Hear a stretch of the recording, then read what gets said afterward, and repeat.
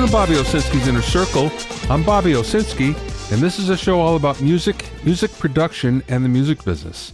My guest today is Heli Del Moral from CD Baby. But first of all, radio broadcasters want to limit royalties for the songs they play. Yeah, there's nothing new there. What's been going on since about 1940 is artists want to be paid for radio play.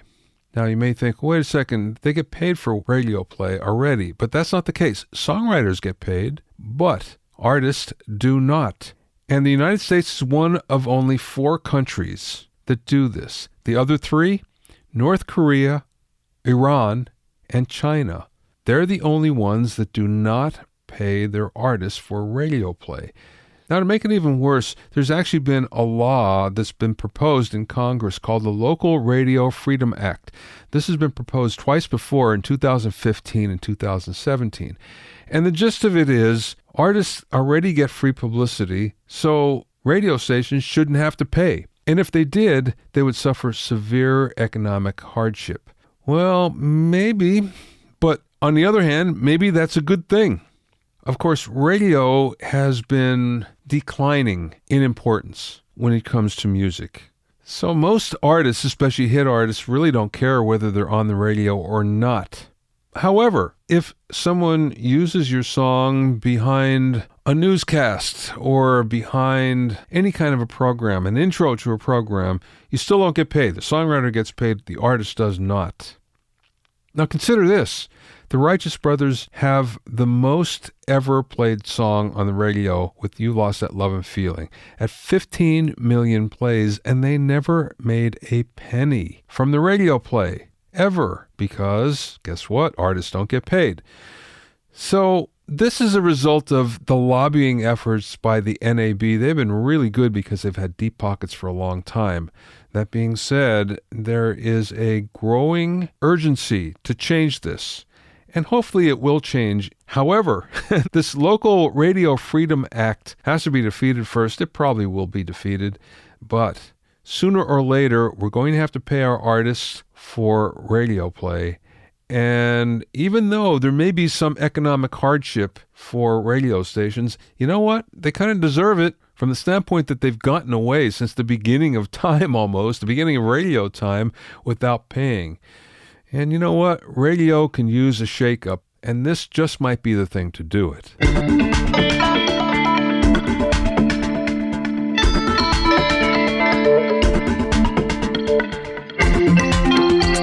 If you have any questions or comments, you can send them to questions@BobbyOInnerCircle.com. Don't forget my online courses on mixing, production, branding, and music business success at BobbyOwsinskiCourses.com. Also, get an expert analysis and objective opinion of your songs and mixes as a member of my Hitmakers Club. Go to hitmakersclub.com to learn more.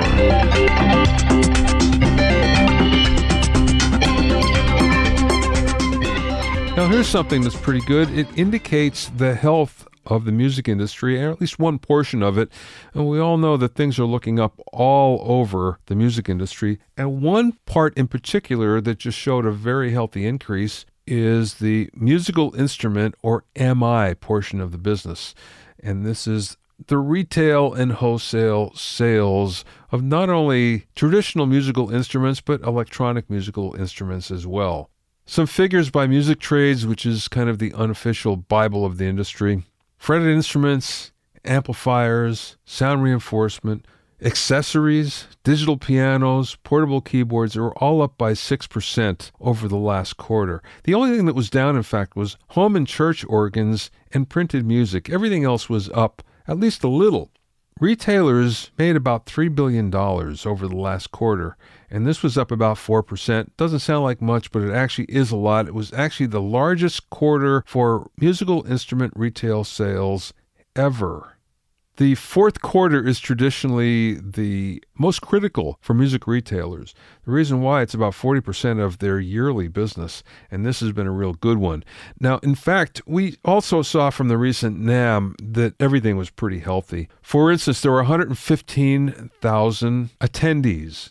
There were 2,000 exhibiting companies that exhibited 7,000 brands. There were many exhibitors that said it was the best show in a decade, and they took the most orders in a decade. So this part of the business is doing really well. Most parts of the music business are actually doing very well these days, and this goes for the concert business, it goes for recorded music, it goes for publishing, just about everything else. It's very healthy right now and growing, which is a good thing because for a few years there, things were not looking very good, but now we're coming back. And I'd have to say that's good for everybody involved. Let's hope we keep on making money and we keep on spending it as well. Go buy those musical instruments. It'll make you happy and it'll make a lot of people in the food chain really happy as well. My guest today is CD Baby's VP of International Development, Heli Del Moral. Before coming to the company, Heli worked in television as International Director of Marketing for ESPN and Univision, where he also won 3 Emmys and numerous Telly, Promax, and other honors for his creative efforts. In the interview, we talked about the strength of CDs worldwide, promotional tools for artists that CD Baby has available, the difference in markets outside the U.S., albums versus singles, and much, much more. I spoke with Heli via Skype from the CD Baby headquarters in Portland. Can you give me a little bit about your background? Sure, absolutely. So I was born in Venezuela, Caracas, Venezuela. If you've heard the news recently, you probably heard all the awful tragic situation that the country's living in. Fortunately, I never got to experience any of that. I left when I was a kid, and my family moved to Florida, to Miami, Florida, where my dad was first worked there as a diplomat, and then eventually in banking. And so we grew up there, and I went to college, and then I got an internship at PBS, public television. Started working in public television for a little while, and then went over to a brand new TV station that was opening up in Miami that became the Telemundo network. Wow. So I started there right at the beginning, started directing live television, did a lot of live TV for many years, did news, variety shows, all sorts of things. Very exciting. I was even a weatherman for a little while, so I got a chance to do a little bit of everything in TV. And then eventually I went over to Univision, which is the largest Hispanic television network in the country. And I was there for another 11 years, and I ran the on-air marketing and promotions department for the network. So that was really a great experience. After that, I worked for Home Shopping Network for a while, and then I ended up at Disney, where I was there for about 14 years. I was in charge of the international marketing and promotions for ESPN. So I did, out of Bristol, Connecticut, basically ran all of the international promotions for all of the networks. So that was really a great experience. And throughout my career, I really had a chance to work with a lot of artists. Music, of course, was a big component of promotions, which are essentially commercials, and then through a variety of circumstances in life, I ended up in Oregon, and now here I am at CD Baby, helping artists around the world fulfill their dreams. So it's a very exciting turn of events. You never know where life is going to take you. That's been my conclusion so far. How long have you been at CD Baby? So I've been CD Baby since last year, not very long. I started out in September of last year. So this was a new position that was created. CD Baby has been around, of course, and has a great legacy of over 20 years serving artists. But more recently, the focus has been on, our international growth and expansion. And I think that the company has a serious commitment to international growth for a variety of perspectives. But really what we're saying is that the platform has been so successful in the U.S. that artists around the world are really in need of a solution. And we have what we think is a really neat solution. And so it's a product that exports well. We don't have to ship anything. We don't have warehouses or pay tariffs. You open your computer, you turn on the internet, and we're there. So my role as head of international development, is bring this great product and adapt it to the local needs of artists everywhere. I know Derek Sivers a little bit, who was the founder of CD Baby. Yeah. And go way back to those days when he was part of it. But it's changed so much since then, and it's become an international vehicle that it wasn't at that time. You're apparently trying to expand it even more, but I'm curious as to how much of CD Baby's business is actually outside North America. Well, we're growing a lot. We actually do a lot of business outside of the U.S., which is really exciting. I think what we can do better is in localizing that service so that artists have more access to our services in a local language, to local currencies, payment methods. But we're doing a significant amount of business outside of the U.S. But our mission is to grow that in an accelerated way. If you look at other companies, I'll cite an example, Netflix, for example, whose revenue now is almost 70%, all coming from outside of the U.S., as you realize the enormous potential there is. So we're on our way. We're not quite there yet, but we're doing significant business around the U.S. Outside of the U.S., and our plan is to continue to grow that in the next year.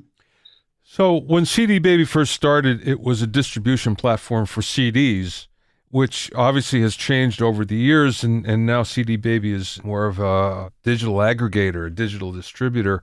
That being said, internationally, do CDs still play a role in music distribution, more so than North America? To a degree, but I would say that there's a strong parallel between what's happening in the U.S. in terms of the shift, the migration to digital around the world. There are certain markets that you could select as outliers. For example, Japan is one of them. In Japan, people still love physical CDs as a huge market. I think it's fourth market in the world for music. And people still love getting physical CDs. But I think in general, what we're seeing is a trend to the digital streaming, even downloads, of course, that were pretty hot a few years ago. That's changing into a model where you pay a subscription, or, you subscribe to some service, and you're provided basically all the music on demand. So that's our focus. Our focus is to, we have sort of a two-way business. Our business is really delivering the music of our artists through as many outlets as we can, but also to bring in artists into those platforms. So we bring them in and we distribute their music. And the majority of that type of delivery right now and distribution is happening online through digital streaming. Now, see, what I always found attractive about CD Baby in comparison with other similar aggregators is the fact that if you do have a CD, or if you do have an album that's going to go to CD, at least there's a distribution platform there, where with other aggregators, you don't have that. They're digital only. So there's that option that CD Baby brings that others don't, at least not that I'm aware of. Are there others someplace that do that? There may be. I'm not so sure. In our company, it's an integrated piece. Whereas we have a sister company called Disc Makers that actually manufactures the CD. So it's all sort of done in-house, so to speak.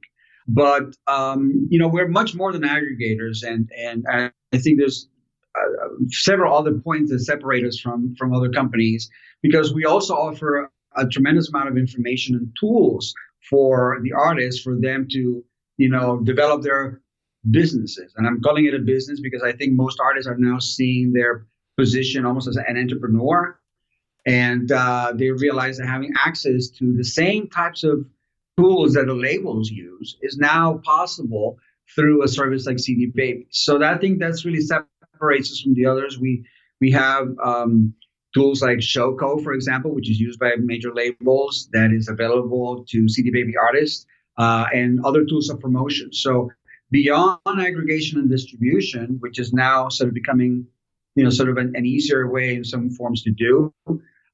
We also provide a tremendous amount of information service. We have people that actually answer the phone and help you. And so those things, I think, are really what stands us apart from others. Now, of course, you can get a lot of those things from record labels these days through their label services divisions. But the fact of the matter is they're expensive. I mean, you can get everything they do. You're just going to pay for it. That being said, I wasn't aware that CD Baby actually offered those type of services. The promotion services, primarily, I'm talking about. We do. We're very focused on providing promotional tools. Again, our model is a DIY model. So what we do is in terms of, a label will, pick one person out of, a group, and that selected person may get more of a, customized approach to their needs. Whereas we offer the opportunity to everyone. For me, that's in many ways much more exciting because the whole pick me idea where you have to sit in a crowd with a sign waiting to be chosen and picked, and selected. We do away with that. You pick yourself, and then you have control of your own career. I think for people who are proactive, who are energized by the possibilities, that's great news because you have these tools available to you to do social media, to do merchandising, to set up your website, to create links to your music, to have download cards, physical CDs. I mean, whatever you need is really available to you. And we're seeking out and looking for partnerships all the time that helps us to enhance and to grow those services for our artists. I'm curious, are the needs of artists different in other parts of the world that you've seen as apart from the United States, for instance? Because I know what artists traditionally what they look for here, but are they looking for different types of services or different things from CD Baby in other parts of the world? Yes, I would say that there are a few things that really I could say they're different in markets outside of the U.S. One example is information, access to information. In the U.S., because of the internet and the quick access to information, we all sort of have access to on how to and how to do things. I think because of the language barriers in other countries, people need information available to them in their own language. So that's one thing. But in terms of the mentality of the artist, in the U.S., we tend to think of the U.S. as our market, whereas in other countries, they want to be able to export their music. So if I'm an artist in Brazil, for example, Brazil produces a tremendous amount of music. It's a very passionate country when it comes to music, but artists there haven't quite figured out how to export their music outside of their own country. So they're seeing now, a platform like CD Baby that opens up the possibility for them to distribute their music everywhere. And not only to get their music there, but for us to then be able to go chase the money for them. Because that's a difficult part. Now you're playing in London. Now you have fans in Japan and other parts. But, how do you even collect from these places, right? You would have to go and register yourself. I mean, it's just a tremendous amount of work. Artists are focused on creating music. So what we do is that we offer that back end for them, and we go out and we register them with the local PROs, and we collect the money. We go chase the money for them, and we pay them weekly, which is one of the most difficult parts of this business. Anyone can tell you, well, I'll put your music on iTunes, but then going back and collecting the money and setting up the infrastructure that it takes for you to collect your money. We get money from iTunes on a Tuesday, and by Friday, that money is in your account. Wow. So it's a very quick turnaround. Nobody else can do that. And we pay on a weekly basis. In 20 years since Derek's ever started the company, CD Baby has never failed one payment yet. So something we're proud about. Yeah, definitely. Is everything internationally run from Oregon then, or are you setting up international offices? We are setting up international offices. My office is based here in Portland, but I am constantly traveling. One of the things that I've done in this past few months, we've almost doubled the size of our team. So currently we have a presence in Brazil. We have a presence in Colombia. We have a presence in Mexico. We also have a presence in Argentina. And these representatives are also managing neighboring countries. So that expands it into Peru and Ecuador, Paraguay, Uruguay, and all of Latin America. We have recently hired a rep based in Singapore to help us with the Asia Pacific region. We have an office in the UK where we have several employees there. And I just added one more this week. And we have a director there at director level who helps us with the whole region and the European community. And we also have some relationships in Australia. We're working on relationships in India and Africa. And did I mention Canada? No. We're also, I just hired a rep to be based in Toronto, Canada. So the world is a big oyster, and there's a lot of opportunities for artists everywhere.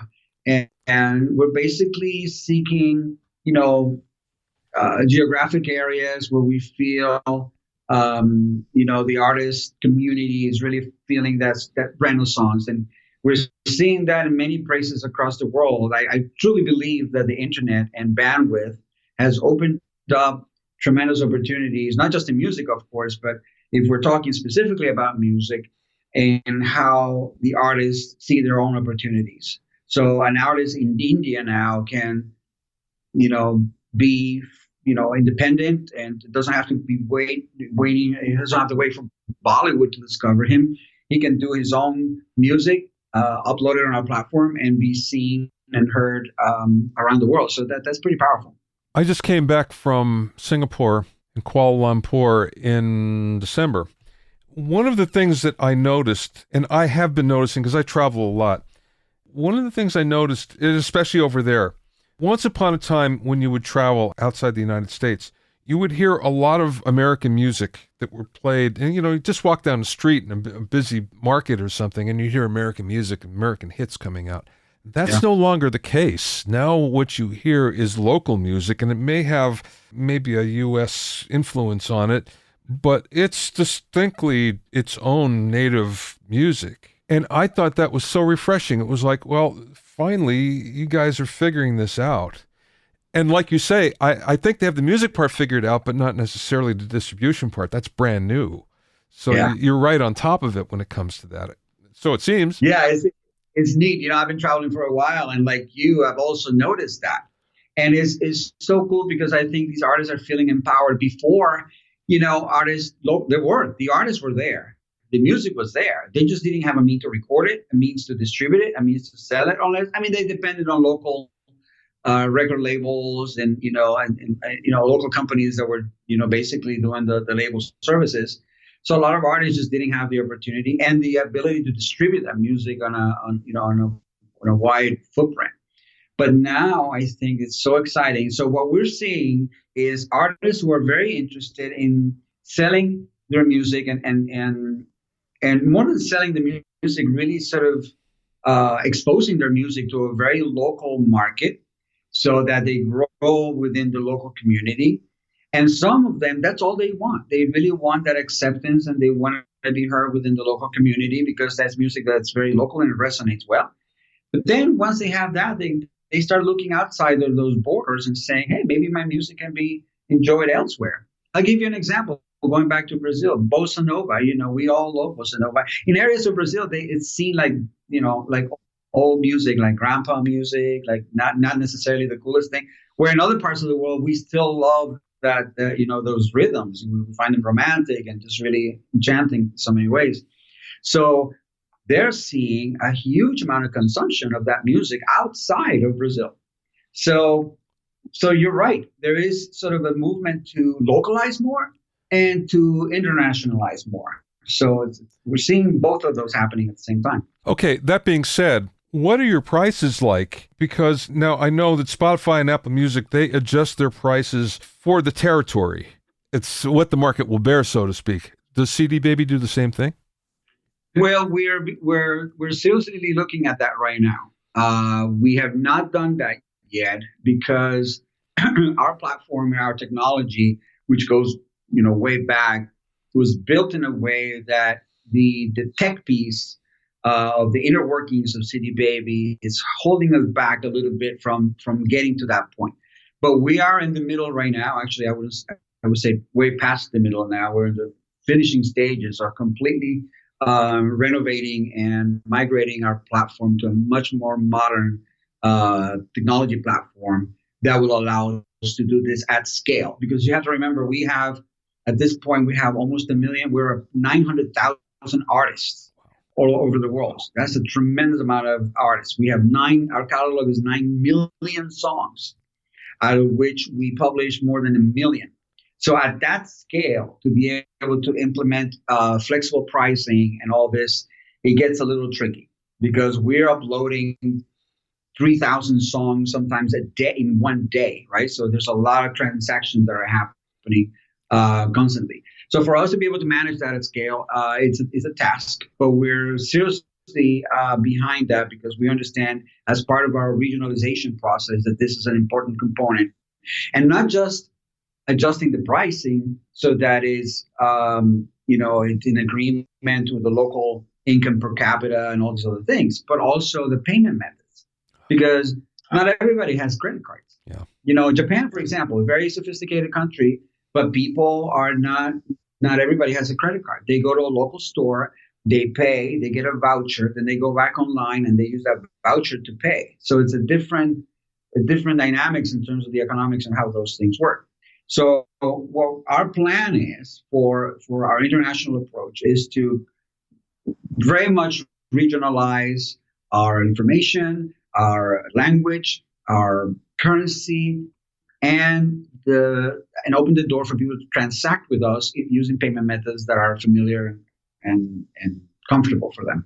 Now, you mentioned before about language, and I'm curious, does that mean that in each territory you're going to have a website, for instance, or part of the portal that's in the language of the territory? Or is that happening now? It's not quite happening now, but that's the goal. Our goal is to have, we're right now considering a variety of models of what's going to be ideal and what's going to integrate best with our current system. And perhaps it is a project that we take on several phases. So there may be a phase 1, phase 2, phase 3. But the idea is to regionalize as much as possible so that if you're in the UK, for example, and you come into CD Baby, language, of course, will be the same in English with certain nuances, but you're also going to be able to see your prices in pounds at a local price. If you're in Mexico or if you're in Japan, so these things it's going to take a little bit while for us to get there. The other thing that's really, really exciting about this is that we are also planning to extend our customer service into international markets. Right now, our call center is based right here in Portland, Oregon, but we have very exciting plans coming up to open up regional customer service offices. So we'll have people answering the phone with very specific knowledge to those markets, working in the hours and time zones that are specific to those markets. And as one of the things that I think our artists have been asking for, and for us particularly, is one of the services that really sets us apart. We see that as a tremendous competitive advantage, is the fact that we provide customer service of top caliber. So being able to regionalize that and bring our website, the information, the payment methods, the currency, and our customer service to a local level is really going to be is our ultimate goal. This is customer service with the real live human, right? Not via chat. Live humans. These are live, heartbeats from all over the world who not only are there to assist you, but our customer service people most of them are artists themselves. These are people who are passionate about music, many of them CD Baby clients themselves, so they understand what you're going through. And, they're very helpful. As I travel around the world, that's the one thing I hear is like, it's so refreshing to be able to pick up the phone and call and have somebody actually answer my question. Well, I know we've both been there where you try to get an answer for something online and the closest you get to a human is chat. That could work, but it's not the ideal. Even yesterday, I sent a package to the post office via priority mail just down the road here to Salem, Oregon. And it's saying it's in Texas somewhere. And I'm trying to call and figure out how did my package end up in Texas. And there's no way to communicate with anybody. So you're right. It's hard. It's frustrating. Or if you do get into a queue where you have to wait an hour and a half, it can be very frustrating. So we know that. I mean, and we know that artists don't have a tremendous amount of disposable time in their hands. They're either working or they're creating music or they're out doing gigs. So we want to be as accessible as possible. We also have online customer service as well. And, so we have very strict response times that we adhere to, and we handle thousands of tickets every day. So we have a very robust and very smart team that takes care of our artists day to day. So music consumption seems to be changing, or it doesn't seem to be, it is changing from the album model to the single model, especially thanks to streaming. Do you see that happening as well at CD Baby, where people are more concerned with singles than they are with albums? Is it going that way or not? I would think yes. Yes. I think that it is a consequence of the streaming model. I think that, it used to be that, and if you think about it in practical terms, if you're going to put together an album or a CD and put only one song on it, it made no sense, right? So people were used to thinking of our music as a package that came as an album where songs were related to each other. There was some sort of a cohesive thread between all the songs. And I think that was a beautiful thing. And I think that's something that you can still have, but there's a shift towards more of a releasing a single because, that's music in some ways has become much more fast in the way we're consuming music. I have this little fear, but that's just me, where I fear that music can get to the point where it becomes too disposable. And, people listen to, one song once and then the next song once and then the next song once because there's so much of it to get through, right?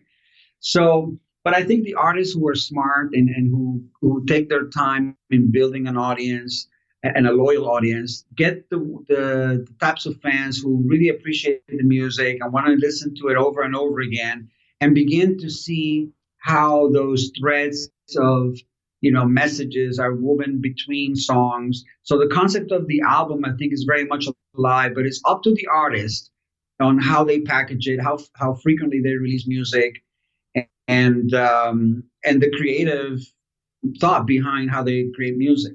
Now, is that any different internationally than it is from North America, for instance? Because I know our consumption model is definitely changing, but do you find that internationally as well? I think that international artists may lag maybe a little bit behind in North America in terms of how they see their music. But that's changing very fast.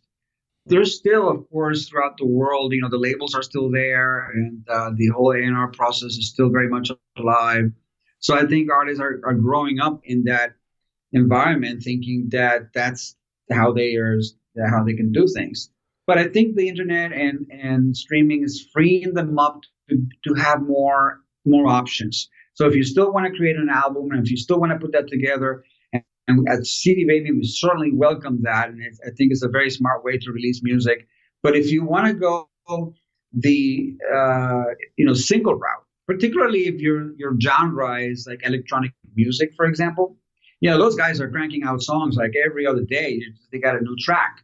So for them, they just want to get a lot of releases out there, and they want to put their music out and just get fresh content to people for next weekend's DJ. So that type of genre, I think, benefits from that. So it's very much in the hands of the artist to control the creative projects and how they guide them. Now, speaking of which, so it's what, $9.95 per song submission, right?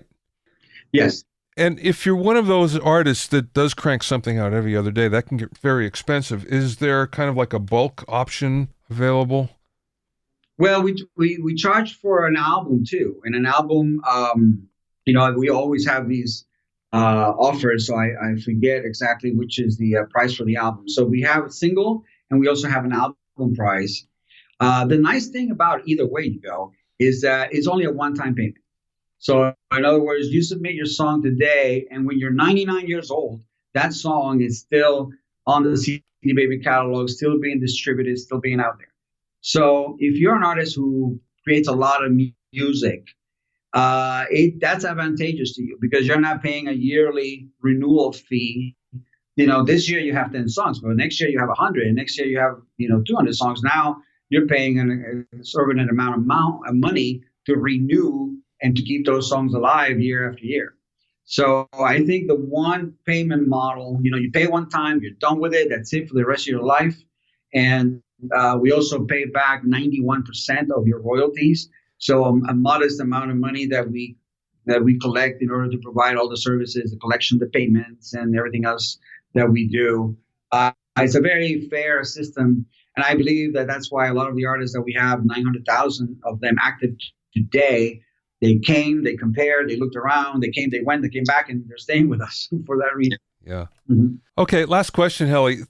You have a wide background. Boy, you've done a lot of things in all sorts of different aspects of the entertainment industry. It's very cool. So you have a definite perspective on this, I'm sure, that's different than other people. What's the best piece of business advice that you've either learned along the way or maybe somebody imparted to you? I'm going to bring that question to the music artist because, I think that, businesses, of course, it's a wide umbrella. But I was asked a very similar question in Brazil. We were at a conference and I was shoulder to shoulder with a lot of competitors and other industry people. And they were talking about blockchain and they were talking about how the economy is changing the world and all these things. My advice would be there are certain things that are out of your control and certain things that are within your control. And I would say to the artist, focus on creating great music. Just make sure that you're creating music that resonates with those you care about and with yourself. Create music that you love and you're passionate about. There are going to be some people that are going to love it and there are going to be some people who are not going to like it. But authenticity is number one. We live in a time today where being authentic, being true to yourself and through your art is paramount. And if you can do that, whether blockchain becomes a thing or not, or this comes and goes, whether CD Baby is here or not, your music's still going to be what speaks to people. So my piece of advice for the musician businessman is your product is king, and put your heart and soul into it. Be obsessed. Thanks for listening and being in my inner circle. Remember, if you have any questions or comments, you can send them to questions@BobbyOInnerCircle.com. To listen to other episodes of Bobby Owsinski's Inner Circle, go to BobbyOwsinski.com and select the podcast tab, or go to BobbyOInnerCircle.com, where you can find it on iTunes, Stitcher, Mixcloud, Google Play, Google Podcasts, Spotify, and now Radio Public. At BobbyOwsinski.com and BobbyOInnerCircle.com, you'll also find a sign-up form for my newsletter and for alerts for new podcasts. This is Bobby Owsinski. I will see you next time.